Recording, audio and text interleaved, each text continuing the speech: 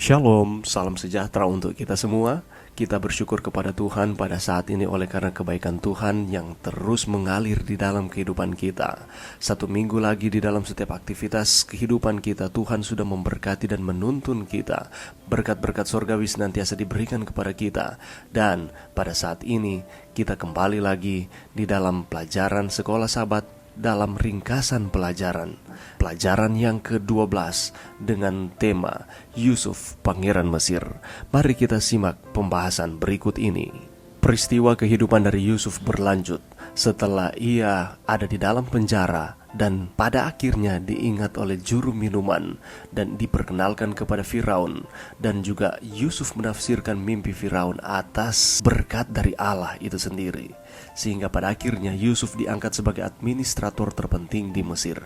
Kemudian semua yang Tuhan tunjukkan kepadanya dalam mimpi menjadi kenyataan ketika ia pernah bermimpi dua mimpi yang berbeda yang memiliki arti yang sama, dan ia sampaikan kepada saudaranya dan ayahnya sendiri yang tidak dipercayai oleh mereka. Pada akhirnya ini tergenapi.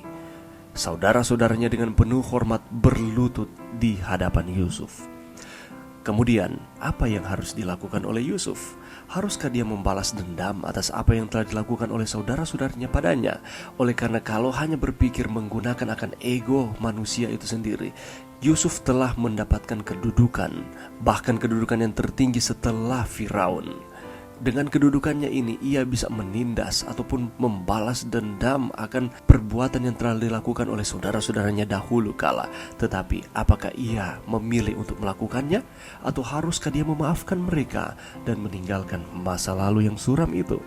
Yusuf mengasihi Tuhan, jadi pengampunan adalah satu-satunya jalan baginya. Namun, dia ingin memastikan bahwa tindakan mengerikan mereka tidak akan terjadi lagi. Di dalam pelajaran kita untuk beberapa menit ke depan ini, kita akan melihat Yusuf sebagai pangeran Mesir. Dan apa yang ia lakukan kepada saudara-saudaranya, dia menguji saudara-saudaranya. Ujian pertobatan, ujian kecemburuan, dan ujian penentuan. Dan pada akhirnya Tuhan mengubah kejahatan menjadi kebaikan. Kejadian 41 ayat 38 mengatakan, lalu berkatalah Firaun kepada para pegawainya, mungkinkah kita mendapat orang seperti ini, seorang yang penuh dengan roh Allah? Firaun memilih Yusuf untuk berkuasa bukan karena dia telah menafsirkan mimpinya dengan benar dan mengungkapkan masalah yang akan datang di negeri itu, tetapi karena dia memiliki solusi untuk masalah itu, karena usulnya dipandang baik oleh Firaun dan juga oleh para hamba-hamba Firaun. Selain menafsirkan mimpi Firaun, Yusuf juga mengusulkan rencana agar Mesir siap menghadapi 7 tahun kelaparan yang telah dinubuatkan. Bukan hanya 7 tahun kelimpahan lalu tidak ada persediaan, tetapi ingat, setelah 7 tahun kelimpahan akan datang 7 tahun kelaparan. Jadi ada hal-hal yang harus dilakukan oleh orang-orang di Mesir agar mereka tetap bertahan hidup. Dan solusi itulah yang diusulkan oleh Yusuf. Dan ketika Firaun mendengar akan usulan dari Yusuf, Firaun sangat bersuka cita dan sangat senang dengan usulan tersebut. Dan Firaun mengakui bahwa Tuhan telah memberikan hikmat kepada Yusuf. Ia mengangkat Yusuf sebagai Perdana Menteri Mesir dan memberinya seorang istri. Selama 7 tahun kelimpahan, yang dilakukan Yusuf adalah menimbun gandum seperti pasir di laut. Dan pada akhirnya Mesir mendapatkan pasokan makanan yang sangat memadai, sehingga mereka tidak takut ketika harus berhadapan dengan 7 tahun kelaparan di depan mereka. Di dalam kehidupan rumah tangga Yusuf, setelah Yusuf diberikan seorang istri oleh Firaun, dia juga dikaruniai 2 putra, yakni Manasye yang artinya melupakan, dan Efraim yaitu berubah. Tuhan telah mengubah sesuatu yang jahat, yang tadinya Yusuf adalah seorang budak yang kelihatannya tidak memiliki pengharapan, menjadi sesuatu yang baik. Ia menjadi pangeran Mesir, menjadi orang kedua yang berkuasa di Mesir setelah Firaun. Allah luar biasa. Ia dapat merubah akan kehidupan manusia dari sesuatu yang kelihatannya tidak berpengharapan menjadi sesuatu yang indah di mata Tuhan. Itulah sebabnya pada saat ini, kalau kita saat ini sedang menghadapi tantangan kehidupan, masalah pergumulan di dalam kehidupan kita, Ingat, segala sesuatu indah dalam waktu Tuhan. Allah sanggup mengubah sesuatu yang buruk apabila kita datang kepada Tuhan, mengaku dan mengizinkan Tuhan mengampuni kita. Ia akan mengubahkan kehidupan kita sesuai dengan kehendak Tuhan.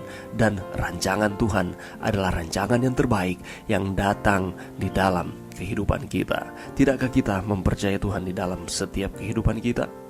Mari kita lihat pelajaran kita selanjutnya. Di dalam Kejadian 42 ayat 21 menyatakan, mereka berkata seorang kepada yang lain, betul-betullah kita menanggung akibat dosa kita terhadap adik kita itu. Bukankah kita melihat bagaimana sesak hatinya ketika ia memohon belas kasihan kepada kita, tetapi kita tidak mendengarkan permohonannya.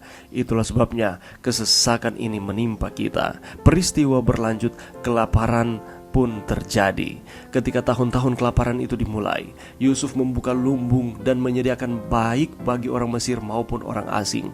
Dan pada waktu itu kelaparan yang sangat luar biasa sementara melanda akan baik negeri Mesir maupun negeri-negeri yang lain, termasuk wilayah dari Yakub. Itulah sebabnya Yakub mendengar bahwa di Mesir menyediakan gandum untuk dapat dibeli, dan ia mengirim anak-anaknya ke Mesir, kecuali Benyamin, untuk membeli gandum.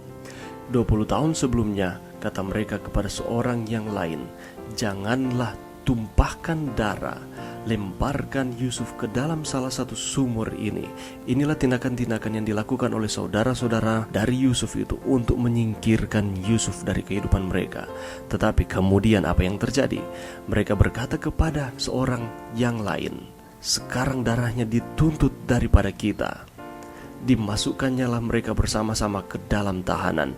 Peristiwa yang dirasakan oleh saudara-saudara dari Yusuf ini oleh karena mereka telah melakukan tindakan-tindakan yang tidak berkenan kepada Yusuf saudara mereka 20 tahun sebelumnya, dan mereka harus merasakan akan akibat dari perbuatan mereka ini. Tetapi cerita ini tidak berhenti sampai di sini. Kejadian 43 ayat 34 mengatakan, lalu disajikan kepada mereka hidangan dari meja Yusuf, tetapi yang diterima Benyamin adalah 5 kali lebih banyak daripada setiap orang yang lain. Lalu minumlah mereka dan bersukaria bersama-sama dengan dia. Ketika saudara-saudara Yusuf datang untuk membeli gandum, Yusuf mengetahui mereka, lalu Yusuf menuduh mereka adalah pengintai, tetapi mereka menyatakan bahwa mereka bukan pengintai. Lalu ada yang menjelaskan bahwa mereka ini adalah 12 bersaudara, yang satu sudah tidak ada lagi, dan yang bungsu yakni Benyamin, dia tinggal bersama-sama dengan Yakub ayah mereka. Lalu Yusuf menahan Simeon di penjara dan menyatakan kepada mereka bahwa mereka harus membawa bungsu tersebut yakni Benyamin di hadapan Yusuf, sehingga Simeon dapat dibebaskan dan mereka diizinkan kembali ke Kanaan. Ketika Yusuf melihat Benyamin, perasaannya meledak. Dia berbicara kepadanya dengan penuh kasih sayang dan memperlakukan dia secara khusus sebagaimana ayah mereka memperlakukan dia. Yusuf menyebut Benyamin anakku sebagai ungkapan yang meyakinkan dari kasih sayang yang khusus. Tetapi berbeda dengan tindakan yang ditunjukkan Yusuf kepada saudara-saudaranya yang lain. Yusuf melakukan hal seperti ini untuk melihat apakah saudara-saudara mereka ini sudah berubah dari cara mereka yang lama ketika mereka menjual Yusuf, atau tetap masih sama saja. Apakah mereka akan cemburu kepada Benyamin karena perlakuan khusus ini atau tidak? Tapi kali ini, saudara laki-laki Yusuf tidak cemburu pada Benyamin, tetapi bersukaria bersama-sama dengan dia. Sesuatu telah berubah dalam diri mereka. Mereka tidak lagi khawatir tentang pilih kasih. Ini merupakan masalah bagi saudara-saudara Yusuf pada dahulu kala. Tetapi pada saat ini, mereka telah berubah. Pelajaran bagi kita bahwa manusia itu berubah.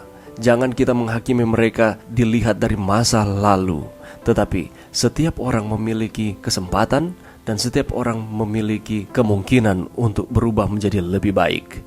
Itulah sebabnya marilah kita belajar untuk melihat orang lain dari kehidupannya pada saat ini.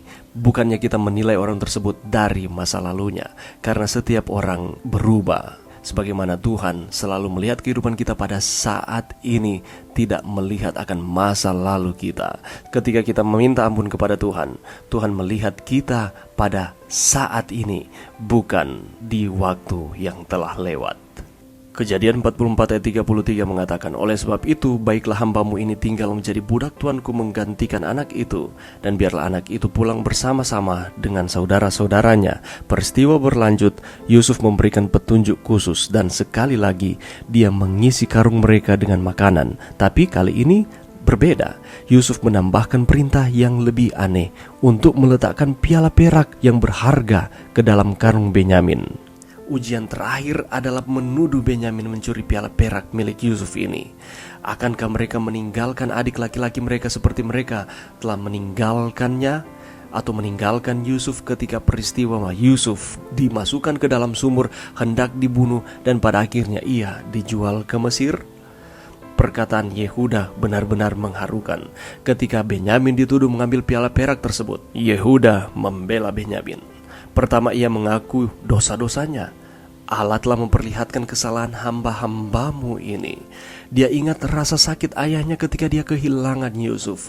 Dia berempati dengan ayahnya ini dan tidak ingin melihatnya menderita lagi. Itulah sebabnya Yehuda menawarkan dirinya untuk menggantikan Benyamin. Biarlah ia yang ditahan di dalam penjara dan biarkan Benyamin itu pulang. Dan ini menandakan seperti domba jantan yang menggantikan Ishak ketika ia hendak dikorbankan. Dan ini melambangkan di mana Yesus yang adalah korban pengganti, ia yang mati di kayu salib mengganti kita manusia yang seharusnya kita mati, diberikan kesempatan untuk hidup dan memiliki keselamatan. Tidakkah kita berterima kasih kepada Tuhan bahwa Allah baik di dalam kehidupan kita, mengaruniakan anaknya yang tunggal, yakni Yesus, mati bagi kita dan memberikan kepada kita kesempatan untuk kehidupan yang kekal? Dan ketika Yusuf mendengar Yehuda membela Benyamin mati-matian, ia terharu dan pada akhirnya ia membuka identitasnya kepada saudara-saudaranya ini. Kejadian 45 ayat 5 mengatakan, tetapi sekarang janganlah bersusah hati dan janganlah menyesali diri, karena kamu menjual aku ke sini, sebab untuk memelihara kehidupanlah Allah menyuruh aku mendahului kamu.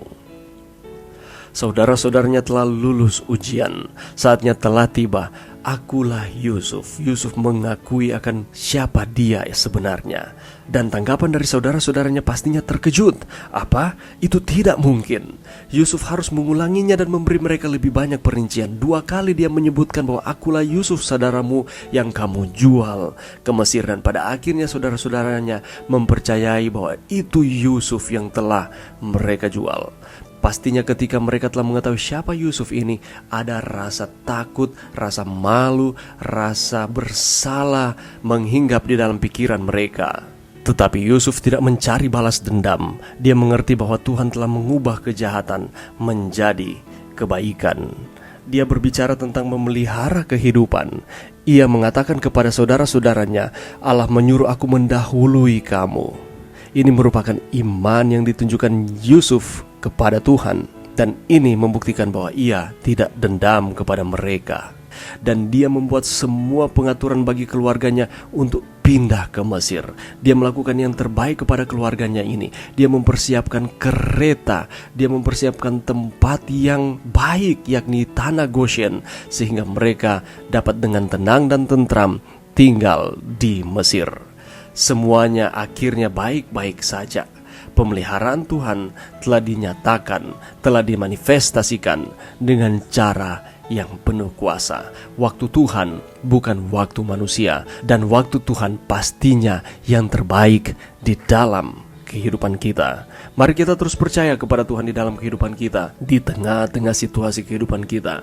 Walaupun tantangan kehidupan kita yang selalu datang silih berganti, tetapi apabila kita terus setia, percaya kepada Tuhan, segala sesuatu akan indah pada waktu Tuhan. Dan rancangan-rancangan Tuhan adalah rancangan damai sejahtera, bukan rancangan kecelakaan yang akan memberi kepada kita semua hari depan yang penuh harapan.